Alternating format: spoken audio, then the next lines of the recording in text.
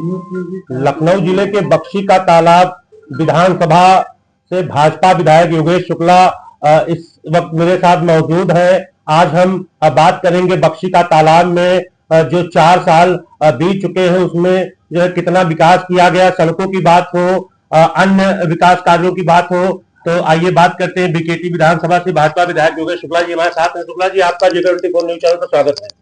बहुत बहुत आभार, बहुत बहुत धन्यवाद। क्या कहेंगे 4 सालों में कितना विकास रहा, विपक्ष के क्या सवालात रहे और क्या उनके जो है मुद्दे उन्होंने उठाए, या जनता को कितना अभी तक जो है विकास कार्य सड़कों का हो या अन्य मुद्दे हो? मेरा प्रयास रहा है कि विभिन्न क्षेत्रों के अंदर या जितना संभव हो मैं लोगों के बीच रहूं और लोगों के काम करूं, चाहे वो सड़क का निर्माण हो, चाहे हमारे धरोहरों का रख रखाव हो, या लोगों के व्यक्तिगत काम हो, लोगों की बीमारी में सहयोग का मामला हो, या लोगों से जुड़े हुए जितने जनहित के मामले हैं। मैं पिछले 4.5 सालों में मैं प्रयास करता हूं कि मैं सब हर चीज में लोगों से जुड़ा रहूं और उनके काम करवाने का प्रयास करूं। एक जो है प्रकरण काफी चर्चा का विषय बना रहा, जब युवक को आपने जो है तमिलनाडु से मंगवाकर यहाँ उनका अंतिम संस्कार किया, आप खुद वहां पर गए, क्या कहेंगे? इस पर चर्चा का विषय बना रहा। क्षेत्र में हमारे एक परिवार है, मेरा क्षेत्र, इसमें अगर कहीं पे किसी को समस्या होती है तो हम लोगों का दायित्व होता है, पूरी जिम्मेदारी होती है कि मैं उन समस्याओं से किसी तरीके से हम लोग मिल करके उसका निपटारा करें उसको। तो उसी के तहत वो प्रकरण आया था और उस प्रकरण में लोगों ने राजनीति करने का प्रयास किया, लेकिन किसी परिवार का बेटा गया था, वो राजनीति का अवसर नहीं था। इसलिए मैंने उन चीज़ों पर ध्यान न देते हुए मैंने निश्चित तौर पे ये प्रयास किया कि उसकी बॉडी को किसी तरीके से लखनऊ लाया जाए, और उसमें मुझे सफलता भी मिली। दिक्कतें बहुत आई, बीच बीच में थोड़ा सा मैं नर्वस हुआ कि पता नहीं सफलता मिलेगी कि नहीं मिलेगी, लेकिन सब क्षेत्र के लोगों का आशीर्वाद था, ईश्वर का आशीर्वाद था कि मैं कम से कम इतना करने में कामयाब हुआ कि उसका अंतिम संस्कार उसके दरवाजे पे हुआ। ये मेरे लिए एक उस कष्टप्रद घड़ी के अंदर थोड़ा सा एक राहत मिली कि अब मैं उसकी जान तो नहीं बचा सकता था, और मुझे लगता है कि लेकिन अगर उसकी बॉडी को ही हम यहाँ तक लाने में सफल रहे तो मुझे लगता है कि ये थोड़ी राहत भरी बात थी। जी, चंद्रिका देवी रोड बनाया जा रहा है जो इटौंजा से चंद्रिका देवी मंदिर को जोड़ेगा, जिस पर काफी श्रद्धालु भी जाते हैं। अमावस के समय होते हैं, कब तक बन के तैयार हो जाएगी? हालांकि काम चल रहा है। मुझे लगता है डामर डालना भी शुरू कर दिया है। मैं अभी इस दौरान अभी कठवारा से इटौंजा के लिए गया था। थोड़ा सा गति पकड़नी चाहिए काम को। अब डामर की थोड़ी महंगाई है तो जो कॉन्ट्रैक्टर्स हैं वो हिलावाली करते हैं, वो इंतजार में है कि सस्ता हो जाए, लेकिन मैं सस्ते का इंतजार नहीं कर रहा हूँ। आपको टेंडर मिला है तो आप उसको समय से पूरा करें, ये आपकी जिम्मेदारी बनती है। जमखना बगहा रोड भी काफी चर्चा का विषय बना रहा, इस पर क्या कहेंगे? अब तो बन के तैयार हो गया है। उसमें जो शिकायत करता थे, जो लोग मेरे खिलाफ बात कह रहे थे, उनका दोष नहीं था।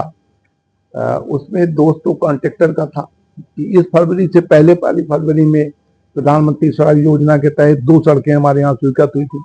लेकिन अगर आप कोई नई पद्धति लाते हैं तो हमें किसी नई पद्धति से कोई ज्यादा लेना देना नहीं है। मेरा केवल उद्देश्य ये है कि जिस सड़क के लिए टेंडर हुआ है वो सड़क बननी चाहिए।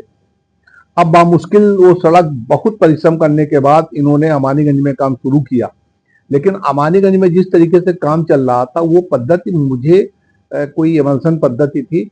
मुझे लगता है कि वो इस तरीके की पद्धति जिससे एक वो सड़क बनाते थे, दूसरी वो उखड़ती थी। तो अब वो वहां पे तो मुझे लगा कि अब इस पद्धति से सड़क बनेगी तो बनवाने का कोई फायदा नहीं।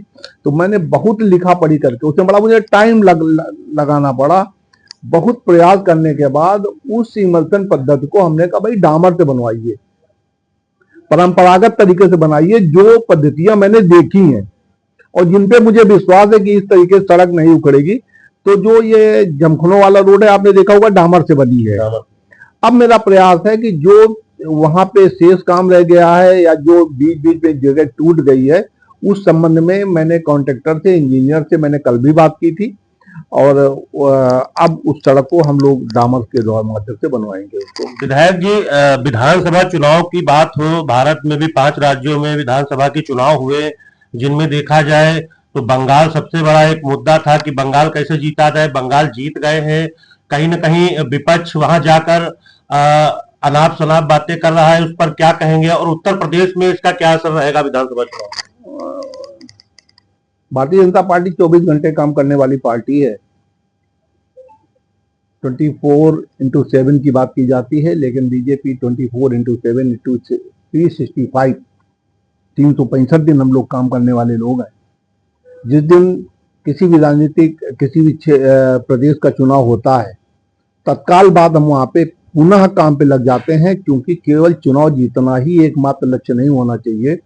उस क्षेत्र के लोगों से जुड़ाव, उस क्षेत्र के लोगों की समस्याओं का निस्तारण, उस क्षेत्र के जो मूल समस्याएं हैं उसकी गहराई तक जाना भी एक उद्देश्य होना चाहिए। हम लोग इसमें कामयाब हैं। आपने बख्शी के तालाब में देखा होगा कि ज्यादातर सड़कों का निर्माण पूर्ण हो चुका है। कई सड़कें हैं जो चौड़ीकरण जिनका हो चुका है। अभी कल एक मीटिंग थी, उसमें भी मैंने कुछ और चौड़ीकरण के प्रस्ताव दिए हैं। जैसे अस्सी रोड का चौड़ीकरण हो गया, बख्शी तालाब से बाबागंज रोड का चौड़ीकरण हो गया, सीतापुर कुमरावा रोड से मैगांव वाली रोड का चौड़ीकरण हो गया, IIM रोड से लेकर के एक रोड 2 लेन सड़क निकल कर पलरी होकर के रैथा तक उसका निर्माण हो चुका है। अब मेरा अगला लक्ष्य है कि महीने 2 महीने के अंदर 6ठे मील से लेकर के पलरी को मैं जोड़ दूंगा, जिससे कि कनेक्टिविटी पूरी जुड़ जाए हमारी रैथा तक। उसका चौड़ीकरण करना है। और एक मैं 2 सड़कें और मैं बनाना चाहता हूं। एक बख्शी तालाब से जो रुदही होकर के भौली का चौड़ीकरण मैं करवाना चाहता हूं कि यदि कहीं पे जाम लगता है, सीतापुर रोड में कोई दिक्कत है, या जिनको IIM रोड जाना है, जिनको रैता रोड जाना है, जिनको किसान पथ पकड़ना, कहीं पे जाना है, उस चौड़ी रोड से रैथा रोड पहुंच सके। और दूसरा एक चिन्हट से लेकर के सतरिक रोड है, उसका चौड़ीकरण का प्रस्ताव मैंने दिया है कि विधायक चिन्हट होते हुए, विधायक चौराहा होते हुए उसका चौड़ीकरण हो जाए। वहां के व्यापारी भी चाहते हैं उसका चौड़ीकरण होना चाहिए। तो निश्चित तौर पे इस काम में मुझे सफलता मिलेगी।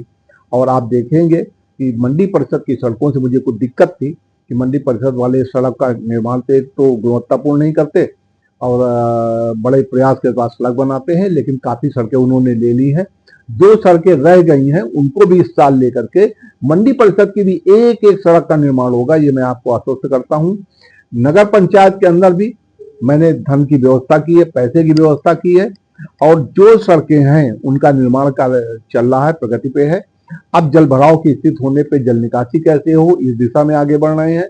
हर पोल के अंदर स्ट्रीट लाइट होनी चाहिए, इस दिशा में आगे बढ़ रहे हैं। लखनऊ नगर निगम क्षेत्र के अंदर हमारे 9 वार्ड हैं, उन वार्डों के अंदर हर पोल पे लाइट होनी चाहिए। वहां की सड़कों की समस्याओं के निस्तारण के लिए मैं प्रयास कर रहा हूं। आपने अनुभव किया होगा कि प्रॉपर्टी डीलर दुनिया भर के वादे करते हैं और वादा करने के बाद फिर वो भूल जाते हैं, अपना प्लाट बेचा चले गए। इसके बाद जिम्मेदारी विधायक के ऊपर आ जाती है कि भाई किसी तरीके से निर्माण कराओ, तो मैं उसमें भी प्रयत्नशील हूँ। निश्चित तौर पर आप देखेंगे कि हमारे शहरी क्षेत्र में भी ज्यादातर सड़कों का निर्माण हुआ है। जो सड़कें बची हैं उनका भी निर्माण होगा, हर पोल पे लाइट लगेगी। पानी की व्यवस्था के लिए प्रयत्नशील हूँ कि एक वाटर वर्क अगर और बन जाए तो जो हमारा विस्तारित क्षेत्र है वहां के लोगों को हम पानी दे सकें। तो इस क्षेत्र में हम प्रयत्नशील हैं और हमें सफलता मिलेगी।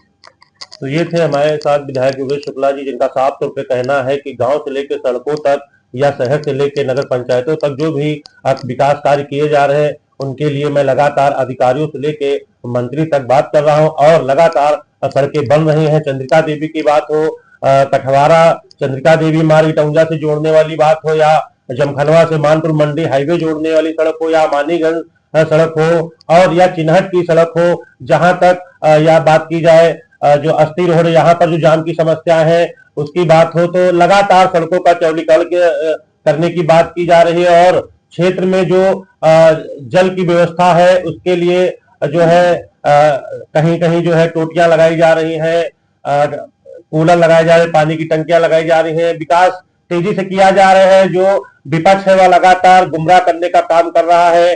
किसी भी एक छोटी सी बात को पकड़ के वह वहां पर डेलीकेशन लेके पहुंच जाता है। तो साफ तौर पे कहना है कहीं ना कहीं योगी सरकार अच्छा काम कर रही है।